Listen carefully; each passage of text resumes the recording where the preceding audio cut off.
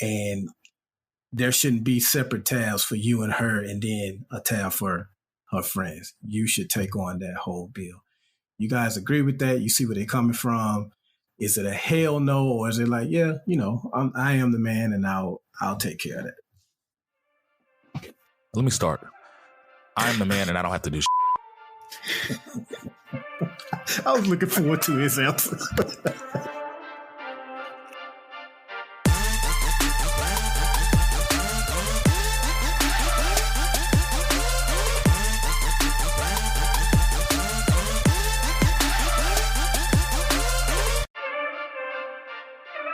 What up? It's three brothers, no sense. I'm Tavares Ferguson, a.k.a. Ferg, joined my co-host, Razi and Buff. Fellas, tell them what's on your mind. What up, guys? First of all, shopping style still going on. Still want to put a plug in for that. Make sure you go out and get your tickets. It's going to be a dope event, like we have always said. We've got so many more items for the silent auction, and they're all like super dope. We got hotel stays, we got Atlanta Falcon tickets, we got hair appointments, so you can get your wig split or whatever they call it at these days. You can get that right before you go on this trip. I mean, it's going to be a dope silent auction. So make sure you get your tickets for that. Don't forget about that. For if you're in Birmingham, traveling to Birmingham for Classic and everything, make sure you throw us on your calendar for that Sunday. I also wanted to talk about ASU and JSU. So Jackson State came up for ASU's homecoming, and the tickets sold out, which is really, really dope. And that's rare even for an HBCU to sell out on their homecomings. So Ferg's like, no, it's not. So well, for ASU it is. I'll put it like that. And so they sold out, but resale was upwards of $170 for resale for those tickets. So Dion said that that's what's impressive. That's impressive. Yeah.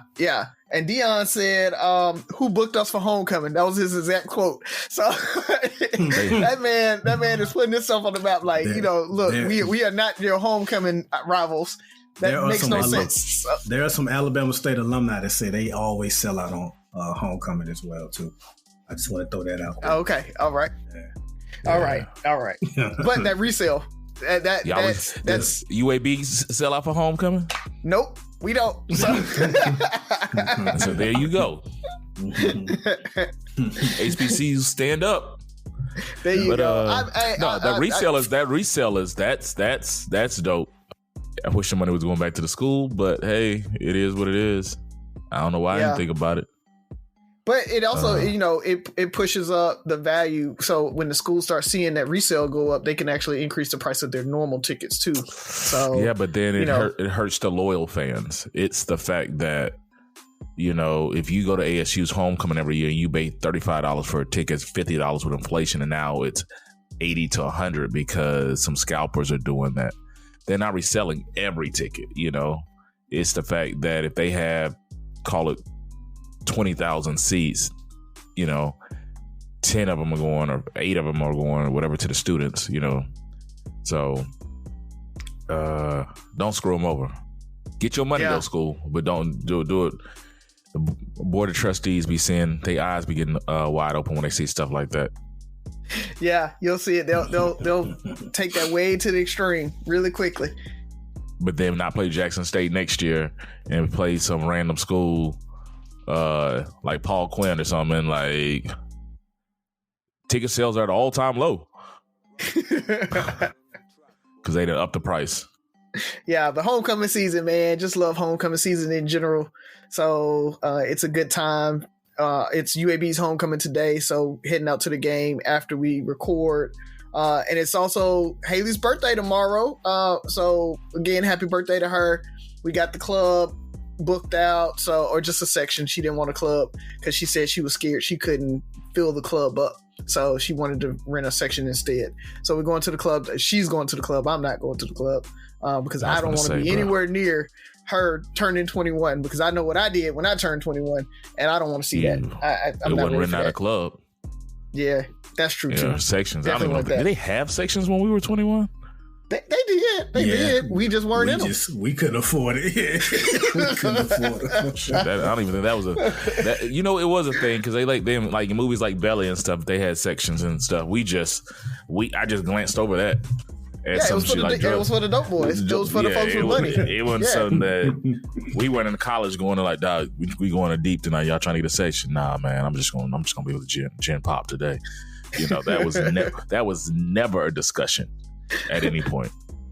So, but I know at FAM a lot of times you guys were hosting the parties and stuff, so y'all would have sections at some of the parties. We ain't had no damn section. The brothers posted up. Oh, okay, all right. You know what? I take that back. We had a section at the graduation party. Mm-hmm. We did have sections, both of them. Friday night when I died, and Saturday night when I was half dead. Yeah. And I died because Friday night we had a section. You're right. I stand corrected, but that still was mid 2000. So. All right, Buff, what you got for us, man? Or was that it, Razi? Yeah, well, I Buff is probably going to talk about this White Lives Matter T-shirt from Kanye West, but if not, go ahead. I wasn't. Yeah, I just wanted to bring that up and how coonish, and I want to welcome everybody back to the Kanye West boycott. I know a lot of people kind of lightened up on it and everything, but we expected you guys back, so cool. Welcome back to the boycott. No, we need to ostracize. Like, no, it's all or nothing. They need to be excommunicated from the community. Mm-hmm. Like, it's all or nothing. People still finding ways to defend him. It's crazy. Oh, he's genius. See, what you don't see is. I saw. I just hope him and the same people that's criticizing him are the same people that idolized Kim Kardashian, as though that's the same thing. Yeah. People will always find a way to defend that dude, man. Mm-hmm. And with that same token, like people are always gonna find a way to hate on him. That's what that's the response. Yeah. But he wasn't alone in his White Lives Mattering. Buff's personal friend and confidant, Candace Owens, was sitting right next to him. What did he call her? Did she consult with you before that? Karen Owens. I know y'all on first. Are y'all first name basis? No. But I didn't. It wasn't a shock to see her in that. You know what I mean? I expect that out of her. Yeah. I hope they end up together. I wish nothing but bad coonery, and they just should be together. Like that would be such a Uncle Ruckus Karen couple maiden. That's a white power couple. Tyrone Bigsby. Isn't that Dave Chappelle's character? That is a straight white power couple. Biggles, I think. I got three quick shows I wanted to mention. One I saw over a month ago, so I've actually forgot a lot about it. But 137 shots, so I finally got around to seeing it. Don't watch it if you're easily triggered by police getting away with killing black people. But just to give you the main point of that documentary, the officer that said he feared for his life while coming from behind cover, jumping on top of the hood of the car and emptying his clip into the windshield of the car, while other officers were all surrounding, shooting in the car as well. So that was his definition of fearing for his life. But on a brighter note, Intergalactic is dope, by Kid Cudi. It's starring him. It's animation. So if you can get past the fact that it's animation, it's a real, real cool story. It's like an animated version of Love Jones without the stupidity. And then last but not least, will I like it? Will I like it? I think you will. You will. Okay. It's no struggle. Check it out. Yes. Okay. Yes. Check it out, man. It's good. What platform is it on? Netflix. Okay. It's on Netflix. I keep seeing the flyers. We know the posting for it. Yeah, it's pretty cool, man. You can't watch it with your kids though. It has some grown up material, some stroking. My social media friends, they got me. Every once in a while, they put me on a good show. Every once in a while, they lead me astray. I kept seeing people talk about Tyler Perry's new movie and how this isn't a typical Tyler Perry movie, and he really outdid himself this time, and y'all should check it out even if you don't like Tyler Perry, because this is so different. Jazzman's Blues, it's not different. It's a typical Tyler Perry. And listen, I don't want that to come across as hate on Tyler. I'm very proud of what Tyler Perry has done for himself, but his movies to me are always predictable, and the characters are so cartoony, especially the villains. Like one of the characters in this new movie, the grandmother of I forgot the girl's name, that's like the love interest or whatever. Her grandfather like literally does like an evil laugh as she leaves with her mom in one scene. And I'm like, what, is this Marvel right now? Like, what are we doing right now? Who does that? But his characters are so over the top. He does not know the definition of subtle. The movie was predictable. But with that said, if you like Tyler Perry, you'll probably enjoy this. But y'all got me. I thought maybe, okay, let me give him a chance. This might be different. It wasn't. Well, I was involved in a debate or a conversation on why Tyler Perry has not been nominated for an Oscar yet. And they used Jazzman Blues as a prime example of the quality of his movies and how he's not getting a fair shot. So, are you just being too critical for an Oscar-worthy nominee? It's like, y'all are being too critical. I'm like, that's for what category? Is my question. Like, I mean, if they open up a category, best bad wig, I don't know. I don't know what they want. And it's like, there are plenty of black producers and directors who are putting some stuff out there. Like to put him on the level of a Ryan Coogler or somebody like that. Like it's a slap in the face to those folks that are really putting out really quality content. When you say he needs to have an Oscar, it's a slap in the face to continue this conversation. Actually, you know what? So, you got anything else for us, Buff? That's it, man. I just wanted to get those 3 shows out there, but definitely check out Intergalactic, man. All right. Oh! Speaking of movies, though, the Werewolf by Night by Marvel, their Halloween special for the season is actually really, really good if you're into kind of a classic. Yeah, it came out Thursday, and if you're into like classic horror movies, so you got to understand it is based on, and it actually fits really well, which are classic like Dracula, like the old Draculas or the old Frankensteins, that type of stuff. It's that feel to it. It's in black and white, yeah, and so it really feels like that. And it plays on those tropes a lot, and so it's predictable. It's nothing that you're gonna write home about, but at the same time, it's really, really good for the holiday. And Hocus Pocus 2 is awesome. So if you haven't watched Hocus Pocus 2, watch that with the kids. That was really good. My kids loved it. Okay, That's all I got. Halloween season. Go check these recommendations out. So I'm just gonna be quick. Happy. I missed this last week to give a shout out early, but happy 135 FAMU. We just celebrated 135 years of existence, 1887. College of Love and Charity. So happy 135. And I don't know if we're going to talk about this at all, but it is breakup season in these streets. It is. It's tough in these streets. Get a divorce. Yeah, man. So it's crazy, and social media is all a Twitter with these commentaries and everybody's opinion on it. And I never care about the couple themselves, not in a bad way. I always look at like the overarching themes. What can we learn from these conversations? What can we learn from the situation? What can we take from it? And how people react. So I think at some point we'll bring that up in the show. Well, I know at some point I'll bring it up in the show, but anything that stood out to you guys personally or that was a surprise, or a surprise quote, surprise take, or anything so far? No, because people cheat. I think, that's ultimately what it is. But it's only been one that's been accused of cheating, right? And that's the whole Nia Long situation. Well, I'm not going to say the Nia Long. How does it pronounce? That's a good point. What's his name? You know what I'm saying? Emo like Doku.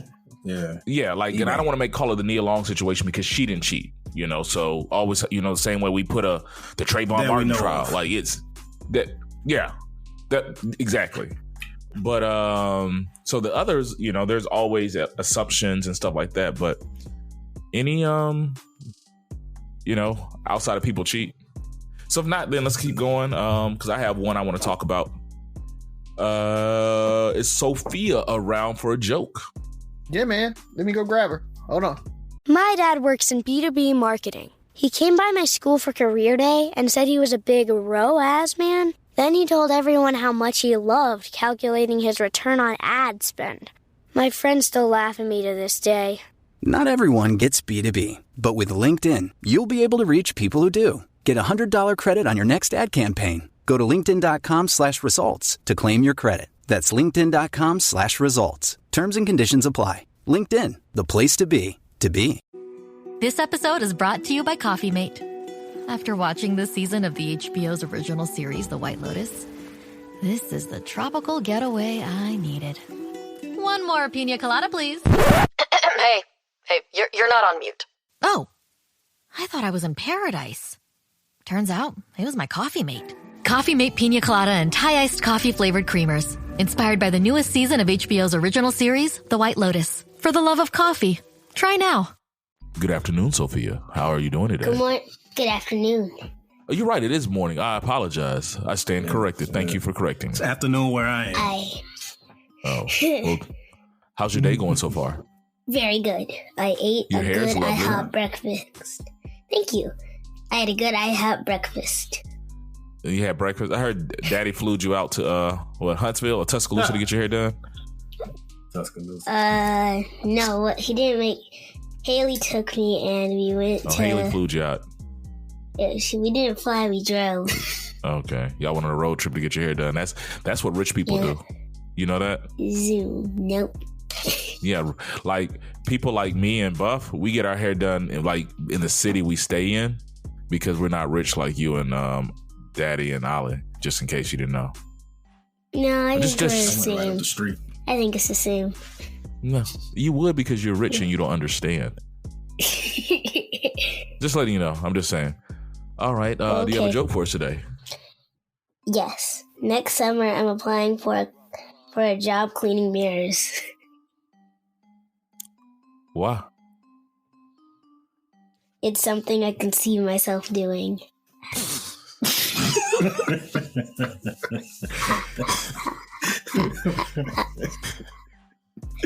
Bravo. Bravo.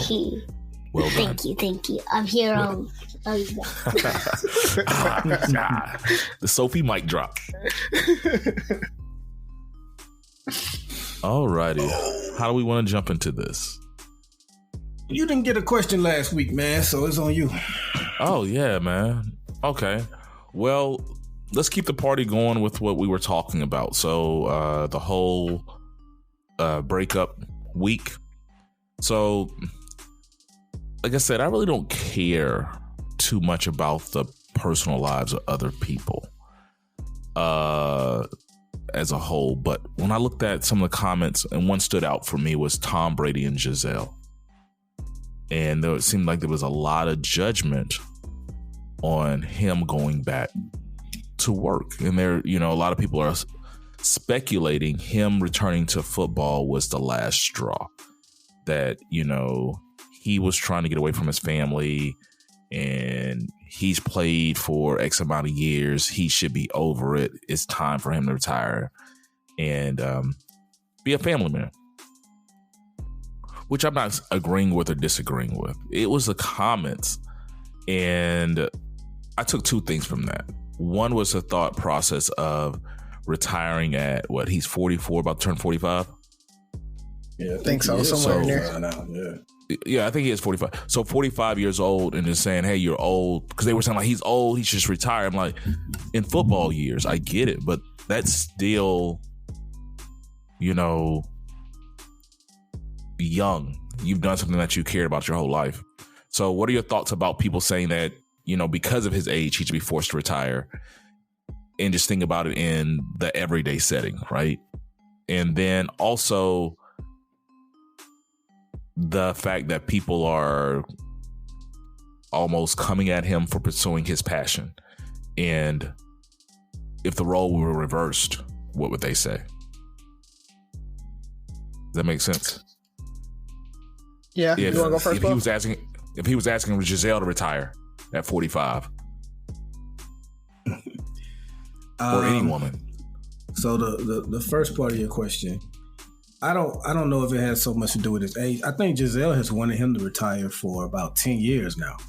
To my understanding, they've actually been here before to where she has left for a little while or come close to leaving.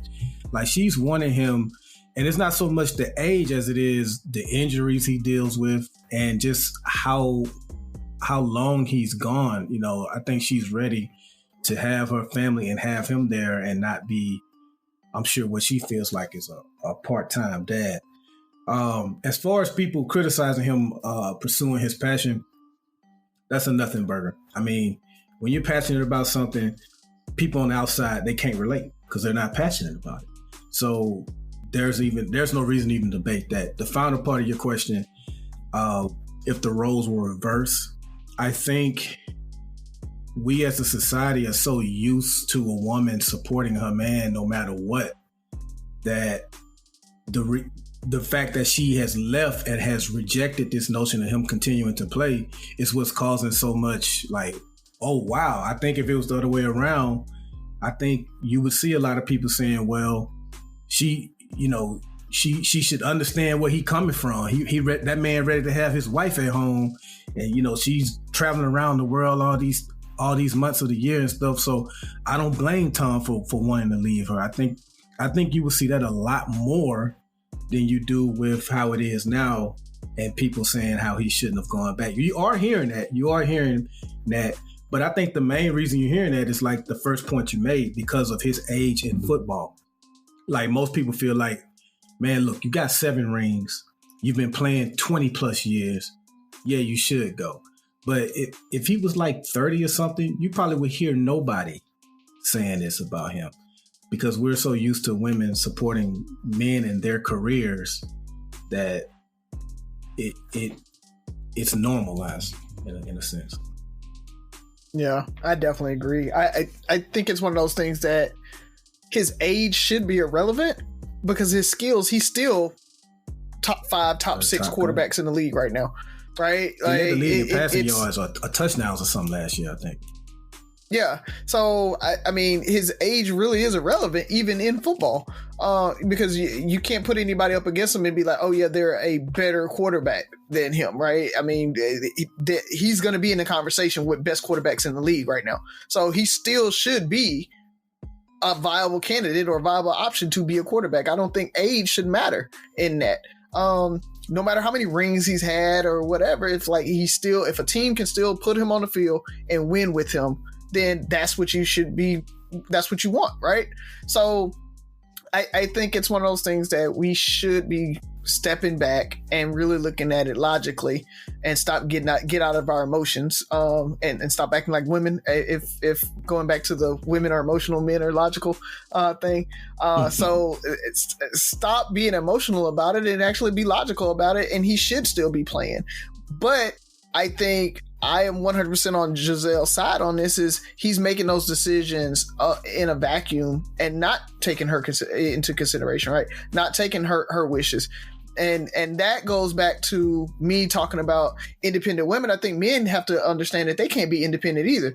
But Buff, you talked about the whole if this had been a man telling a woman to retire, not a lot of stuff would be said, right? Because that's normal. We see that, right? Or the woman just kind of going along with it because the man leads and whatever he says, then she needs to go along with it.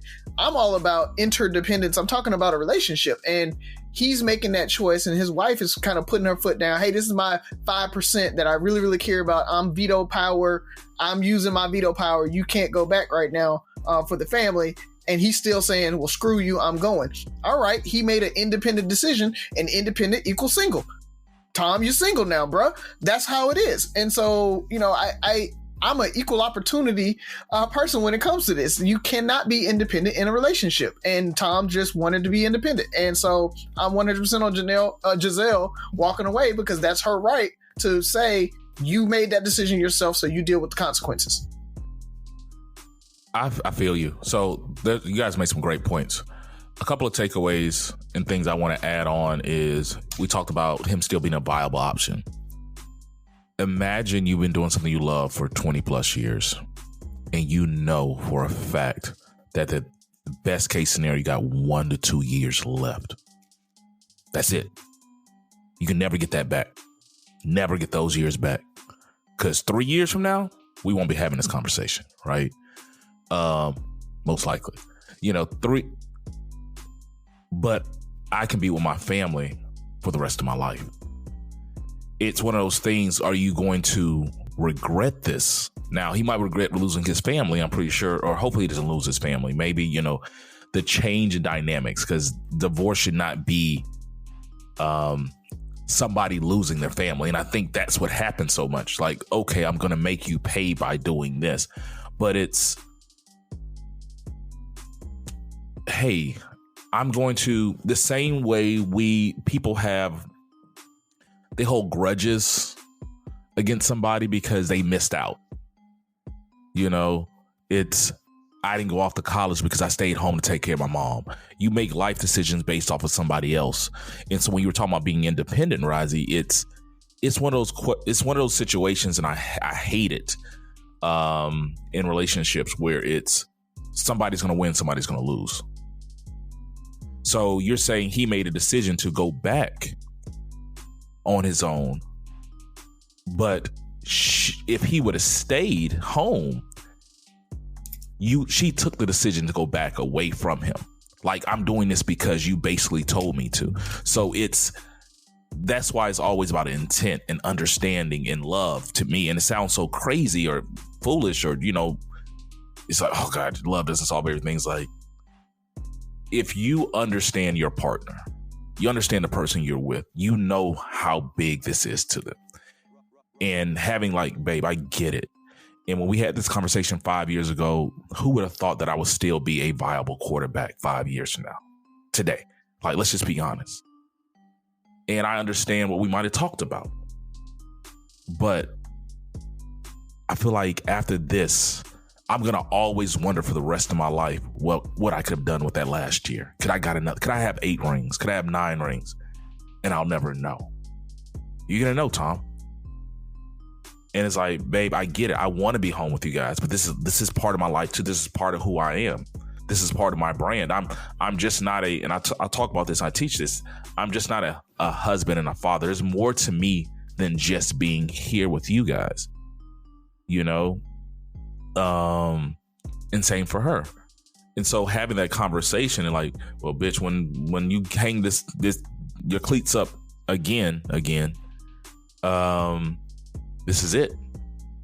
I'm not taking up for her or him. I want people to realize, and what you were saying, Buff, about if it was reversed, they would be coming for his neck. I don't think people would be as understanding. No man should tell a woman she should retire. So that's what's wrong with men today. Telling her she's 45, she's still one of the hottest models out there. She can book a gig. Like, I feel like people, because of the world we live in, there's going to be some people that agree with them because they're traditionalists. But I think it's also going to be a lot of flack where it's a misogynistic mentality for a man to think that he should be able to control a woman's career path. If it was Tom Brady, nobody, I think it would reverse. They'd be like, nobody would be asking him to retire. So we all know there's always going to be two sides to the argument, rather than getting down to the nuts and bolts of like, let's understand how do we coexist and make things better. So, Byron, I saw you had a rebuttal. I'm ready for it. Well, no. You kind of, what you said towards the end, I kind of backed off. I agree. You're always going to have people on both sides saying stuff. So that's true. Yeah. Because we've all heard that, that you shouldn't change for no man. Yeah. So, it's like I always bring this up. I was gonna say I always bring this up. This is the only time I ever taken up for Sarah Palin. But I just remember when McCain picked her to be his VP, people were literally saying she needs to stay home and raise her kids. Like, why? That's what she need to be more worried about. And the fact that they have kids, I can see people saying, it's time for Gisele to hang it up. She had a great modeling career. She need to raise her kids. Oh, I think they said that for Palin because when women are in position of power, they don't want to see it. Mm-hmm. Yeah, I think that was their way of saying. Yeah, I think anytime a woman is in a position of power, they want to fight that, or potentially a woman. But if she's doing something, if she's going to be there walking down the runway, unless she's doing lingerie, well, she's too old. She's a mother now, like that. I see that. But if it's, it's everybody has the right. And I think the bigger question is,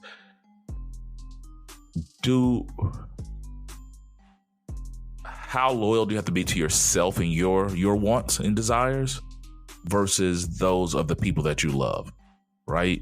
Like, this is your passion. This is who you are. This is part of who you are. You are the GOAT. And I'm not a Tom Brady fan. You are the GOAT. And if you can get another one, do you hang that up? Because the world and your wife and your kids, are you a bad father? Are you a bad husband at this point? Like, Byron, you're taking a me day, right? This is your me day. Yes. You could be doing something. You could be spending time with your family, right? Yeah. It's always something, and that's for women and men. I mean, I think women, we talk about this all the time. The world's criticizing women for pursuing their passions, pursuing their careers and all this stuff, which puts them in the dating pool or marriage pool a lot later than traditional. And it's like, well, you focus on your career. So here you go. And it's like, but I really wanted to be a doctor. I really wanted to get my MBA. I really wanted to start my own law firm. I would have wanted to start my own business. Does that make you a bad person, a bad mother, bad, wife because you wanted to do these things? And until we start having those real conversations, we're not getting anywhere. But I'm done. Razi, you got cut off. Cool. You wanted to go ahead? No, it's fine. It's fine. Second time. I was just gonna say, like, I think, again, we're making assumptions that those conversations that you were talking about with, hey, it's my last season, I got a little bit in me. We're making assumptions it didn't happen. I feel like those probably did happen, and that probably was his defense, and he was talking to her, and it's probably why he was like, I want to go back. I got to go back. I still got it in me. I can get another couple rings. I want this legacy to be huge. And I think it's one of those things that Gisele made that decision that his argument wasn't good enough this time. They probably, like Bob said, they've had this conversation multiple years. He keeps moving the goalposts. Give me another year. Give me another year. Oh, I got another year in me. And at this point, it's to the point where she's just like, I'm done. I'm not moving the goalposts anymore. Yeah. And so I don't want to make assumptions that those conversations haven't been had or whatever, because we just don't know what has. So that's why I'm kind of on the, I'm down for Tom getting his other season and all of that if he believes that's what he needed to do, and I'm down for Gisele saying, well, you made that choice and I said no, and so I'm going this way. That is what being an adult is making the choices and living with them. I was just using that as an example for other couples, because Tom and Gisele, guess what, they're gonna be okay. Yeah. I just want other people out there to understand how using this something that everybody knows about and kind of has one side or the other. Hence, this was a perfect example of the reverse battle of the sexes, right? Everybody has an argument for the other person. And it's like, let's get down to the nitty gritty. This is his passion. This is her passion. This is her belief. She wants you at home. She has a right to want you at home, by all means. But any of those situations, it could be a completely different thing. It's, hey, people, have the real conversations. Don't think your way is the only way. Understand your partner's side of you. All right, who's up next? You want to go, Buff? I can go. Okay. So I want to shout out Inspire You on air, new beat of the Bay.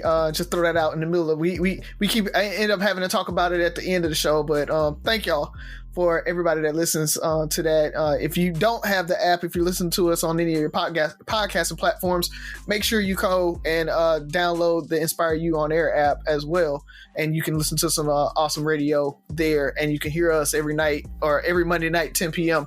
Eastern. So check us out there.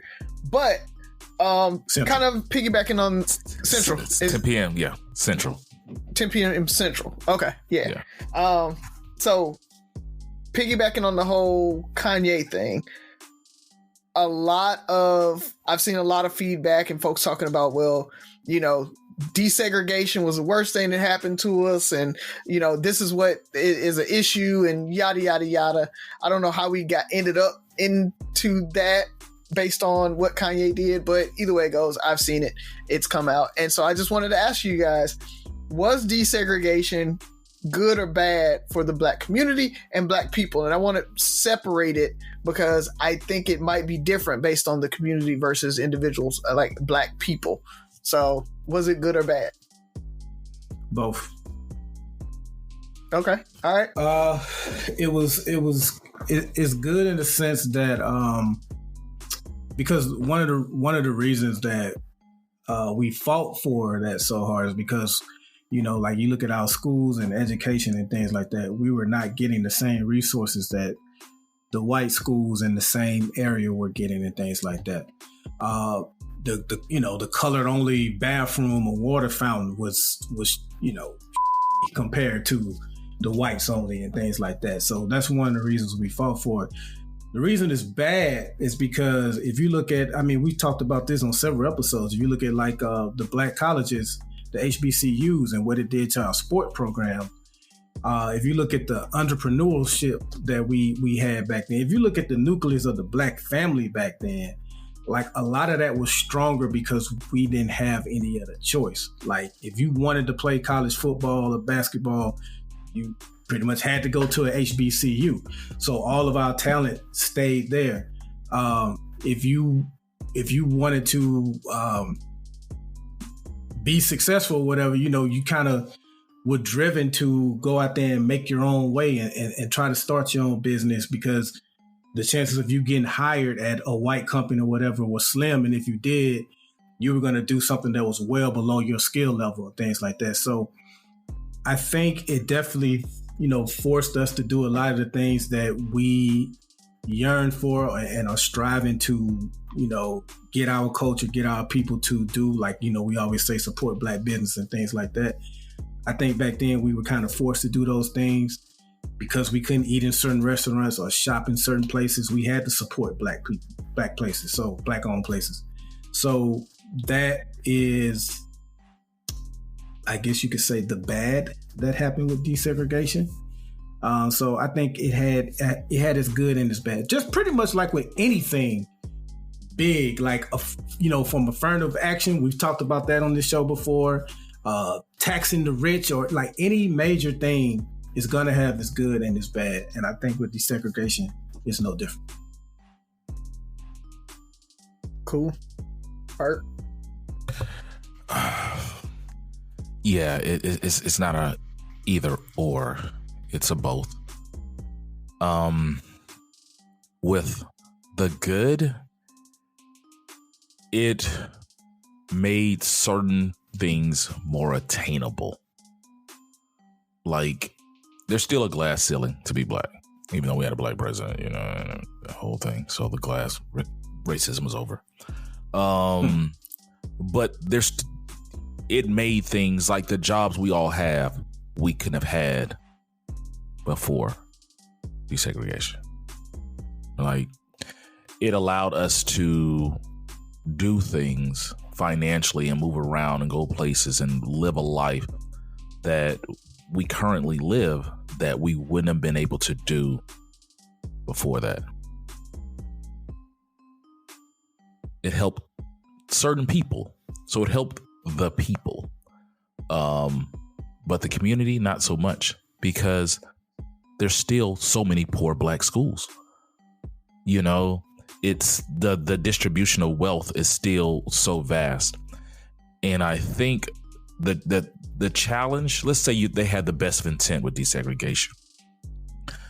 I always look at it like this. The challenge was they opened the doors to a culture that was, for the most part, emulating or saw success as white culture. Does that make sense? Like, it's, if you look at other cultures or communities, they still have their culture. If I go down Bel Air and Bissonnette in Houston, you go to Asia Town, they're successful, but they still have their bits of culture. There are Jewish communities that you know, in Muslim, like, there's communities, but that still practice their culture. Our culture here in America is so closely emulating white culture with our black twist, like the religious views, the American dream. The black American dream and white American dream aren't separate. You know, we when we were growing up, our goal was to live like white people. Like, we wanted the freedoms that we saw white people have. And so for us, a lot of those things were we moved away from the community that we would have been forced to. We still had the same amount of brain power and will and drive to be successful. We would have been successful with it in any time period. But we took our talent to South Beach. We didn't stay at home. We didn't stay in Cleveland. You know, we took our talents, made ourselves better, and we still able to give back to our community. But it's the Razzies, Buffs. We probably all stayed in Mobile. We probably would all still be in Mobile today. Right? And maybe we're in the rich, you know, the nice side of Tomanville, and we're giving back, and people are looking at Razi the banker. And I went to one of my lamplighters. His grandfather passed a few months ago, and the way they talked about his grandfather at the funeral, like he was this black banker, and how many black people came to the community in this small bank to open up their first bank account. And the pastor of the church that was actually giving his eulogy spoke on that. He remembered opening his first bank account with the guy, and later on coming back as he got older and wanted to get a loan for his house, and them developing a friendship and him becoming a pastor. Like, we don't see that as much, you know, because we're spread out. I mean, we have maybe more resources, but we're not as resourceful. We're not pulling together our community and doing the things that we had to do for our community to thrive. I think integration or desegregation maybe made us more individuals, because it was, even though it was intended for everybody can benefit from it. So the people that benefited from it took their money and ran, for the most part. Mm-hmm. You know, imagine if the people that we're talking about that can come, we're the people that can make a change in the community. How much time are you going to give back? Do you have other goals? Because we're trying to live this white American dream. And I don't say it in a bad way, you know, it's not a bad thing, but we're trying to live this American dream that takes more of our time. So, but I saw a lot of head nod shaking, so I feel like I'm about to get torn up. No. I think you hit the nail on the head when you said desegregation made us more individualized. And that's why I wanted to separate the community from the people. Because I definitely agree that desegregation was good for the people. It was bad for the community. And so I think that's along the lines of basically what you described, Buff, was that, right? It's like yes, it blew the communities apart. Now we don't have money flipping in our communities as much. All of that, we, when we go out and we make the money, we move out to the areas that we traditionally wouldn't have been able to move out to. So what happens is you get the economic flight from our Black communities, right? So as you make money, you move away, and that money goes and it flips in your Hoovers and your, suburbs and all of that. And it doesn't stay in that community where it would have been, right? Your doctor and your lawyers and everybody would have been in that community, flipping that money in that community. So it definitely blew our communities up, and it caused a steep divide from an economic aspect. So now you get more depressed in the low income areas. And then that money, as we get money, we move out into a mixed community, right? And so, and what you would probably say is a white community 90% of the time. And that just because of economic wealth or historical wealth, right? Generational wealth. But when you talked about those communities that, the Asia towns and the Muslim communities and the Jewish communities and stuff like that, what you see a lot of times is they come back, but we do that too, right? On a Sunday, we still are in the Black churches a lot of times. We go into those areas, we hang out in those areas. When we want to, go to the club or something like that, we go back into those communities. So we flip a little bit there as far as money goes, but then we go back out. And a lot of those communities do that too. And you'll start seeing that that's a generational thing as well. As you get a second generation, third generation, fourth generation, you'll start seeing that even those groups start to dissipate and move out into your whiter areas, right? They're not staying in that community anymore, and they're moving out. And so there isn't this idea. I mean, other kind of nationalities, races, and things like that do the exact same thing. It's just that we've been here longer. We're not immigrants anymore. But that's their fear too. That's what you hear, the older generation. But once again, I agree with you, but they can still go back to Mexico. They can still come back and celebrate something that's completely separate from the American thing. Like even in our Blackest, we're still how different is our culture. That is so far back. They've erased that culture so far back that it's just hard for us to just go back and embrace that, right? Black African American culture is an Americanized culture, and I think that's one thing that we have to just accept and go forward. Like that, there is no, like, it's not going to be separate. So I definitely agree with you. Yeah, it is. Black American culture is America. Yeah, because we've been here so long. So and that our ideal was what that white America looked like back pre segregation, even slavery, right? We wanted what they had, and I think we've gotten to the point where we can get it. There's still some, there's hurdles and all of that, but now we've gotten to a point that we can get it, and I don't think that's a bad thing. And I hear a lot of activists try to act like it's a bad thing that we've moved into those suburbs and we can achieve and everything. We just have to be specific about being able to go back and give back and make sure that money gets back in those communities somehow. But I'm sorry, but I'm not one that's like, I think all of our Black doctors, lawyers, and executives need to go back and live in the hood. I don't agree. Maybe that's personal, maybe that's selfish, but I don't think that makes sense for us to try to compress back to where all of us are back in these segregated communities that all of us are going to be in the same spot. I don't agree with that. So that's all I got, man. I just wanted to bring it up, see your thoughts on it. Good question, man. My question is, we'll see how quick it'll be because Ferg called us out last week. I've seen this scenario painted out on social media a few times, and I just wanted to get y'all quick thoughts on it. So say you're out with your wife, your significant other, and for whatever reason, 3 of her girlfriends are there, and you guys are out to dinner.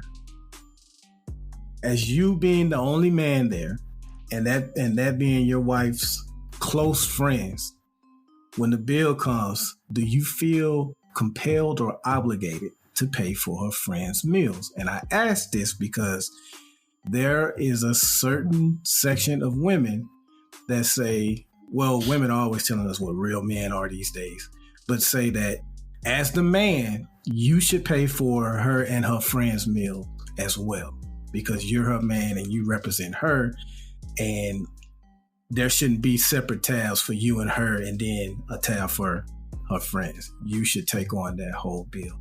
You guys agree with that? You see where they're coming from? Is it a hell no, or is it like, yeah, I am the man and I'll take care of that? Let me start. I'm the man and I don't have to do I was looking forward to his answer. Like, whether I pay for it or not, I still am the man at that table. I still am who I am. Now, would I pay for it? That's fine. I don't have a problem. I don't feel obligated to do anything. I'll tell you what I've seen that is super dope. Z and I have combined accounts. Like, what's mine is hers, and what's hers is mine. I think that's how this shit goes or whatever. But I've seen couples, and I'll shout out Action. Lisa, his wife, does that. If they're out with a group, if she wants the house to pay for it, she will pay for the meal. So there's no question to what's going to happen. We're out. I brought my friends, my husband here. This is our household income. I'm in a paying a credit card bill anyway, right? But at the end of the day, if Z wanted me to pay, Z will pay. These are her good friends that came in to visit or something. It depends. Like, we're just chilling on a week. Random day is like, oh, da-da-da, and da-da-da, an area they want us to pay. Okay. I mean, they're not paying. They want to come eat with us. That's fine. But if they came down from wherever for the weekend and they came down to spend time with her or something like that, yeah, I would pay, hands down. But it's not, whether I pay or not is not that doesn't solidify my manhood. A real woman will protect their finances and protect their, if we're trying to save money or something like that, it's like, them bitches want us about what? Spend on, and she had the nerve to order what? What the fuck she think we are? Like, she knows she can't afford that? Hell, when we went out last week, she was eating off my plate. Like, that's what a real woman would do. We don't like the sound of that, right? No, I don't feel obligated. I don't have a problem with it. If they're coming to celebrate my wife, we went out for Z's birthday a few weeks ago, and the people that came out, I got the tab. You know what I'm saying? It's you came out. It's Houston. You just came to celebrate my wife's time. I picked up the tab. I didn't have a problem with it. But don't just, don't make that the assumption. And I've seen that happen a couple of times. I don't know if they do that every week, but I think that was I like that. It's the fact that if I want my husband to pay, if I want us to pay, I will pay. I'm not gonna look at him like, here you go, baby, go pay for it. Well, you take your credit card out. It's the same. We got the same credit card. But yeah, you don't take that to pay everybody's way either. Yeah, that's the other part. Your wife ain't gonna do that just on a whim all the time, right? I think it comes down. It's a situational thing. It's not a every time she invites her homegirls, I'm paying type thing. And like you said, Ferg, it's very different if your finances are combined versus if you have separate finances, right? If that's just my significant other, we're dating or whatever, and she all of a sudden brings her homegirls, I'm probably not paying for homegirls. Just not. Right now, if we're in a very serious relationship, we are on the verge, maybe not have combined, but on the verge of combining, we at least talk about household income type thing, right? And we're making plans together, then maybe, yeah, like you said, Ferg, just pay for it. I got it, whatever. You need to let me know, like, is this one of those times that I'm paying for your girls or not? And maybe I will do that or not, but they need to come ready to pay. Don't walk in with that expectation that I'm paying. Do exactly. not. because it could be depending on what you ordered and everything, right? Like you ordered a salad, something normal. I got the appetizers, that type of thing. But and when they come, I'll be like, I got the check. Don't worry about it. But if you order lobster tails and you about to bump my bill up to $400, $500, no, I'm probably not gonna pay that. Right? I don't know you like that. I'm not trying to sleep with you. Razi. That's really what it comes down to. Yeah, exactly. Crab legs. Like it's. Let's be honest about this. I am paying, especially if we're dating or starting to date. I am paying for you so that I can actually have a relationship with you. Right? I'm paying for you because of that expectation that I want to forward our relationship with you. That's why she should go Dutch. That's it. We should go Dutch. I mean, or we talked about that a little bit, right? We should be taking turns, that type of thing. You should be jumping in, paying sometimes. This was on you. That type of thing. Yeah, this one's on you. Like, your homegirls come, so this was on you. You paying for my meal too? Like, that's my question. Like, if you invited your homegirls, right? If you invited your homegirls, you should be paying. I'm not paying for your homegirls too. Like, I am paying for the group if I felt like I wanted to pay for the group, depending on what it is. If it's your holiday, I'm trying to celebrate you. I brought everybody in, that type of thing. I'm not paying for your homegirls just on a whim, period. Hey, time out, fellas. How many times do y'all think we've been called sorry to niggas since this conversation has started? I don't care, because they need to know.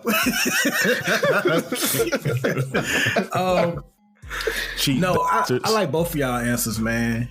I like both of y'all answers. It's definitely situational. Like, for one thing, if I know these homegirls quite well, and when they've gone out, they usually get chicken fingers and Caesar salad.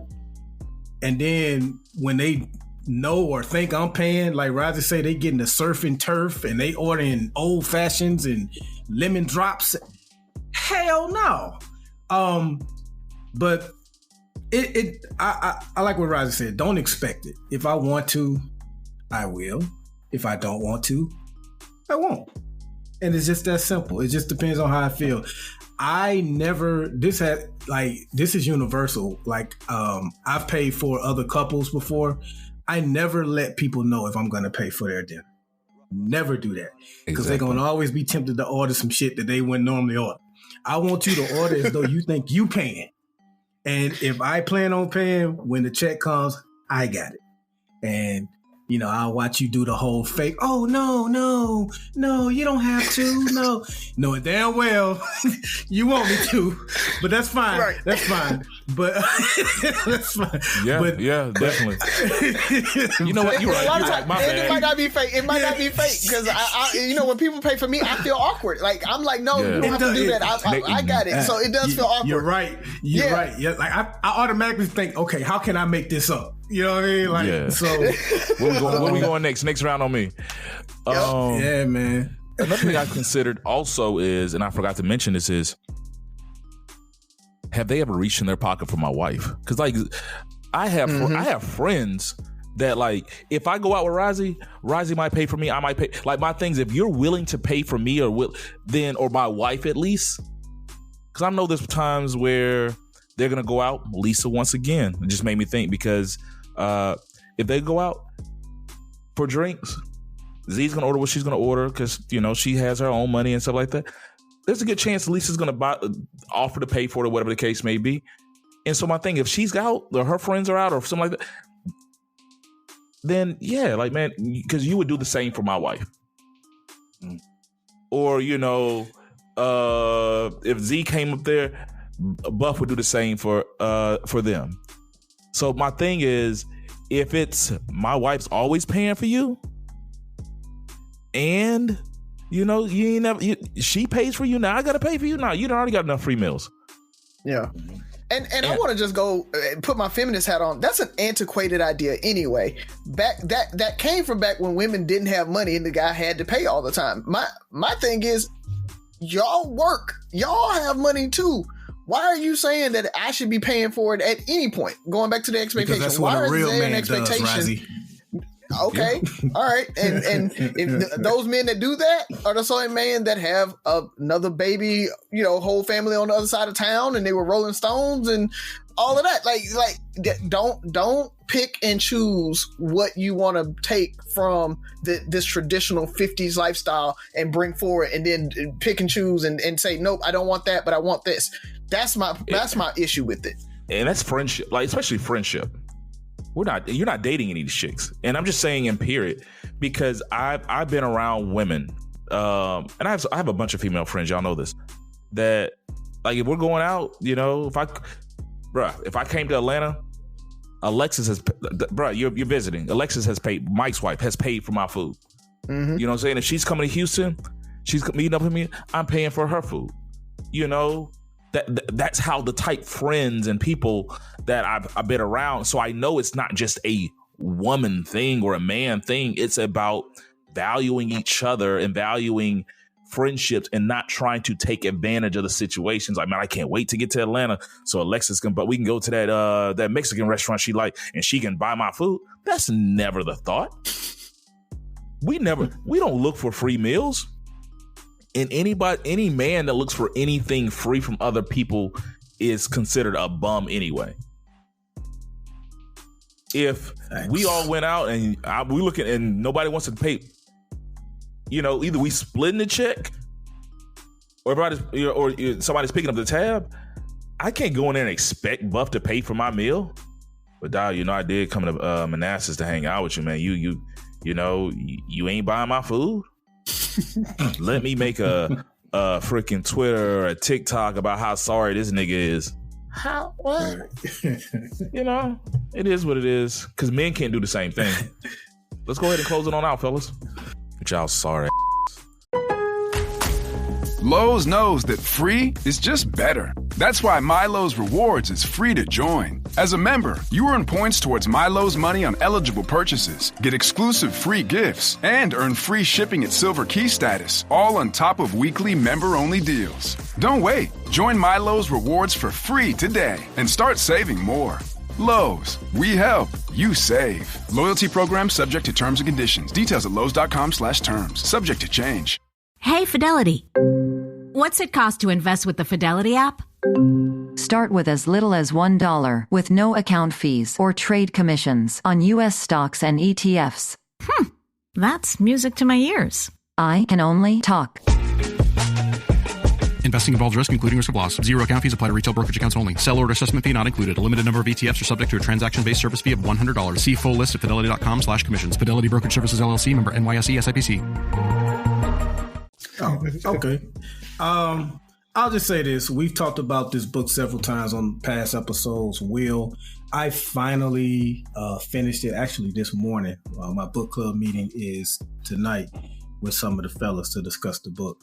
And I just want to mention how he just brought something, because we asked this question on this show before about what do you where does feelings fall in the priority rankings after like food, security, shelter, all that stuff. It was just cool to watch his journey and realize how he has always negated people's feelings, and that, how he thought life was about all these other things, like some things are about business and this, that. When it all comes down to is everything comes down to feelings. Everything. Business deals, hell, in the court of law, it comes down to feelings. That's why lawyers fight over who they pick as their jury. That's why they recommend you to come in there with a suit on and things like that and look presentable, so you want to make the jury feel like you couldn't have possibly done this crime and things like that. Everything is about feelings. And I know we live in a society where we tell people, get out your feelings. Don't be in your feelings. Don't be guided by your feelings. Use facts and this, that, and other. We just had a guy that was elected president 4 years ago because of how he made millions and millions of people feel. He didn't have facts on his side necessarily, but he made them feel a certain kind of way. So I guess I'm just using this opportunity to say, listen, we cannot negate feelings. They drive damn near everything. And it's something that I think we as a society need to pay more attention to. and not use it as some toss away of telling people, man, get out your feelings. It's about this. No, it's about how you make people feel at the end of the day. That's going to make them do what you want them to do, and etc. Dope book. Will, check it out if you haven't read it. It's a very, very good book. I'm glad I finally finished. I caught up with you guys. Nice. Yeah, it was so good. It was probably one of the best books I've read in at least the last 5 years. Like it's that good. Other thing I think I got is this month is Hispanic Heritage Month. And so we wanted to really kind of highlight that. We talked a little bit about desegregation and was it good or bad for our community. But I think one of the other things that we have to look at with that is a lot of that Hispanic heritage and they ran through that same issues, right? And so a lot of what we did with desegregation affected much more than just us. And so shout out to the heritage that we have here in America and worldwide for Hispanic Americans and Hispanics in general. So I just want to shout out to you guys and just know that, you know, we appreciate everything that you guys have contributed to our history and to everything that we've done going forward. So keep at it and you know, Viva la Raza. Can I say that? Is that? Yeah, we'll do that. You said it. All right. I'm just take this time to thank our listeners for making this possible. Without you, there wouldn't be a show. We'll be talking just to each other and we wouldn't even need to record. So appreciate you guys giving us an opportunity to come to your homes, your cars, your whatever you listen to us on. I urge you to share this podcast with people because every blue moon we have people hit us up and some of the comments and feedback we get help me stay motivated to keep doing this, right? You just never know. And we don't claim to know it all. Hell, we don't claim to know shit. Hence the title, Three Brothers No Sense. Yeah, it is. But we will commit to having conversation, you know, right, wrong, or indifferent. So with that being said, I thank you, brothers, for continuously, week after week, finding time out of your busy days in this desegregated world that you guys live in the white American dream, to, you know, get on here and chop it up and keep the conversations interesting. I think I can honestly say I'm a better person from these conversations. It's challenged the ways I've thought about life, and it makes me think of things differently, or things that I might have even considered entertaining. So thank you guys for doing this. Thanks to listeners. Thanks. Thank all the podcast people who are sharing it, and thank you to Inspire You on Air, the new beat of the Bay. I'm not saying this at the end because but it's more of a thank you than anything. Thank you for giving this opportunity to spread our message to your listeners. Three Brothers No Sense. 6 Rules of Podcast. Listen, like, share, subscribe, comment, and most importantly, listen again. Talk to you next week.